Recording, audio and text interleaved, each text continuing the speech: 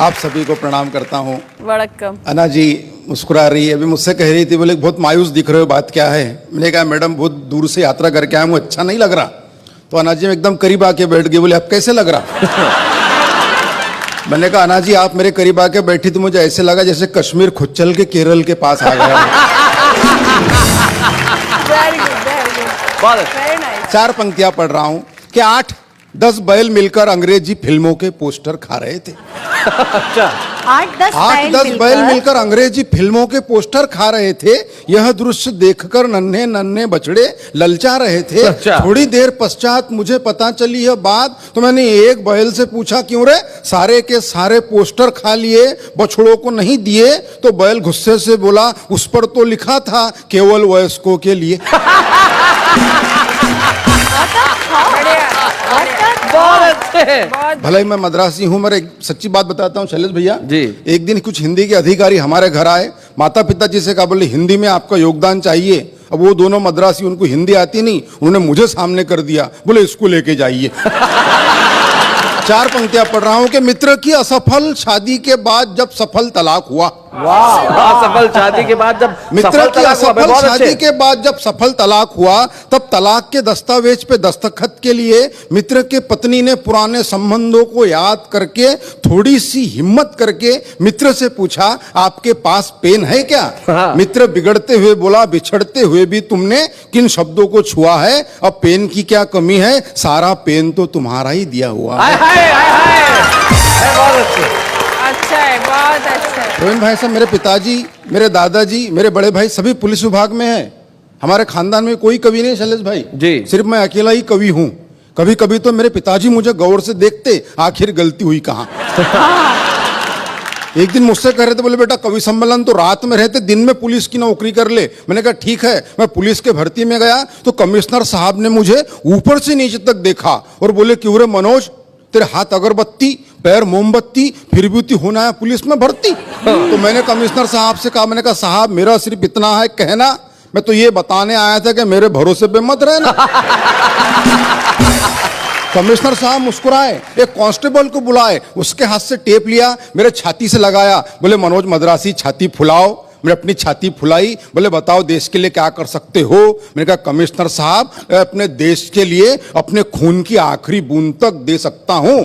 Commissioner साहब खुश नहीं हुए, फिर टेप खींचा, थोड़े ऊपर लगाया, बोले मनोज छाती थोड़ी और फुलाओ। मैंने अपनी छाती थोड़ी और फुलाई, बोले अब बताओ देश के लिए क्या कर सकते हो? मैंने कहा कमिश्नर साहब मैं अपने देश के लिए अपनी जान तक दे सकता हूं। साहब खुश नहीं हुए, फिर टेप खींचा, थोड़े ऊपर लगाया, बोले मनोज छाती थोड़ी और फुलाओ। मैंने अपनी छाती थोड़ी और फुलाई, बोले चलो अब कोई ऐसी बात बोलो जिससे हमारी भी छाती फूल जाए। मैंने कहा साहब 2 लाख तक दे सकता हूं।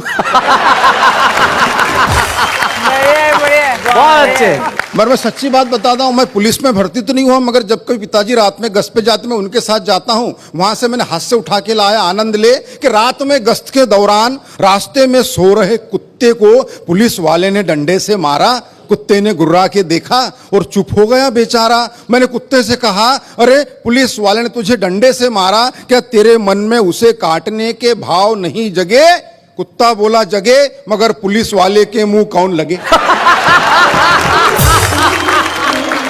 जैसे ही पुलिस की जीप बड़ी आगे, 2 चोर आ रहे थे भागे भागे। पुलिस वालों ने चोरों को पकड़ा, अपना हाथ दिखाया तगड़ा। थोड़ी देर बाद दोनों चोर मुस्कुराते हुए जाने लगे तो मैंने चोरों से कहा बेवकूफो शर्म करो थोड़ा, चोरी करने के बावजूद पुलिस वालों ने तुमको छोड़ा। तो एक चोर बोला ऐसे ही थोड़ी छोड़ा, कुछ हमने छोड़ा तब कहीं जाके छोड़ा। बहुत अच्छे, बहुत बढ़िया, बहुत अच्छे।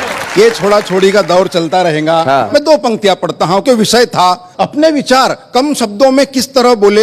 इस विषय पर एक विचारक स्वयं 2 घंटे तक बोले।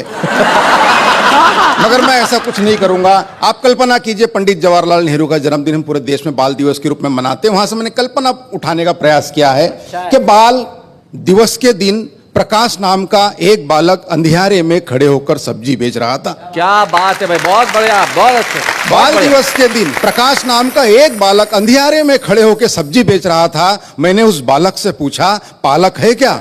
उसने मुझे घूर के देखा और बोला भाई साहब अगर पालक होते तो मैं सब्जी क्यों बेचता? क्या बात है, वाह वाह वाह। बोले अगर पालक होते तो मैं सब्जी क्यों बेचता? मैंने कहा बेटा मैं उस पालक के बारे में नहीं पूछ रहा, ये बता ये पालक क्या भाव बेच रहा? उसने फिर मेरी तरफ देखा और बोले ले जाओ, वैसे भी आजकल पालक को भाव कौन देता? आहा आहा, क्या बात है। बोला ले जाओ, वैसे भी आजकल पालक को भाव कौन देता? तब जाके मैंने लिखा है कि कहीं छाव कहीं धूप होते हैं, बच्चे बच्चे भगवान का रूप होते हैं, कुल का दीपक बुढ़ापे की लाठी, जाने कैसे ख्वाब सजा लेते हैं, बच्चों का भविष्य उज्जवल हो इसीलिए माँ बाप अपना वर्तमान जला देते हैं। क्या बात है वाह वाह भाई, बहुत अच्छा लगा। माँ बाप अपना वर्तमान जला देते हैं कि चेहरा चेहरा खिला खिला था, मित्र आज बरसों बाद मिला था, उसके ठाठ बाट देखकर कई विचार जागे मेरे खोपड़ी में, ऐसा लगा जैसे कृष्ण आए हो सुदामा के झोपड़ी में। वाह वाह वाह वाह। ऐसा लगा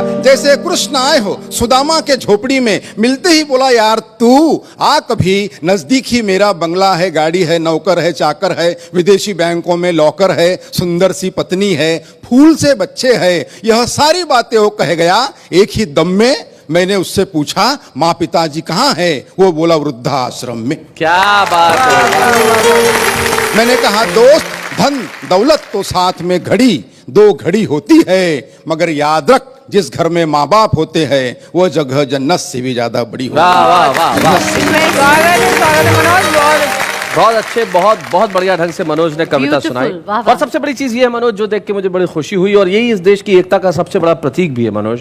आपकी मातृभाषा तमिल है, आप रहते महाराष्ट्र अमरावती में है, वहां आपने पढ़ाई की, हिंदी में कविताएं लिखते हैं, और यही इस देश की सांस्कृतिक एकता का सबसे बड़ा प्रतीक है। तमाम भाषाएं मिलकर हिंदुस्तान बनती हैं, और अमरावती के मनोज मद्रासी जब हिंदी में कविता सुनाते हैं, ये हिंदुस्तान का सबसे बड़ा प्रतीक होता है। हम जोरदार तालियों से स्वागत करें। मनोज